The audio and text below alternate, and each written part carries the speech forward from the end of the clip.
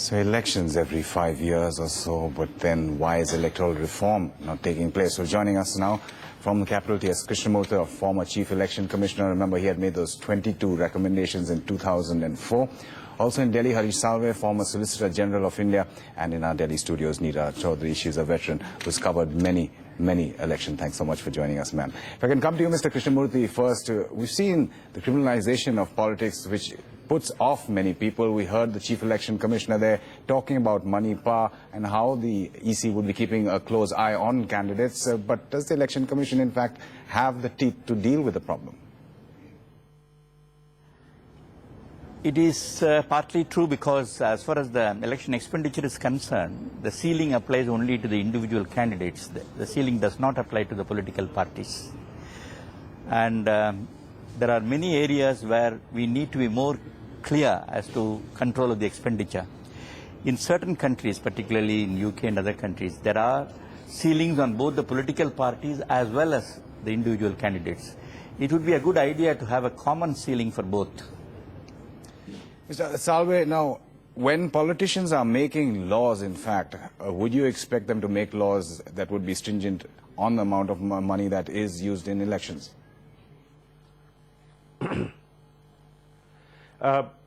It's a matter of history, and this cuts through all political parties. Not one single political party has implemented any electoral reform. We had challenged in the 80s this exemption to counting the expenditure incurred by political parties. We had pointed out to the Supreme Court that there are two formats. Either you check the total income or the total money which goes into the political system by way of donations, or you check the total expense incurred. Only containing the candidate's expenditure and leaving out the expenditure by the political parties makes a nonsense of this ceiling. There were certain suggestions made on how the law should be reformed. Nothing has been done. The Supreme Court has directed that all political parties must maintain meticulous accounts, have them audited and filed. It is a matter of recent PIL and Supreme Court, of course, which was not entertained. None of the political parties have kept their accounts properly. So no political reform has ever implemented. The Law Commission suggested that this first past the post in India is creating chaos. It is giving you fractured verdicts, and the kind of coalition politics which we have entered into is partly the result of this defective system. It works in a small country with a unified vote electorate divided into A or B. Doesn't work in our system. No changes have been made.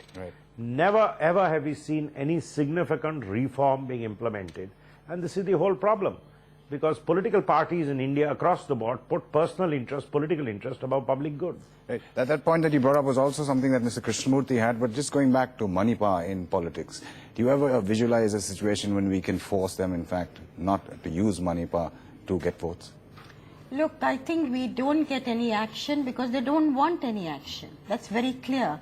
And if you talk to MPs privately about the kind of money that's spent, in small constituencies, 1, 2, 3 crores. In big constituencies, 20 crores. So ceilings are meaningless. Now this, electoral reforms, I remember Dinesh Goswami at the time of VP Singh's government, which is now 20 years ago.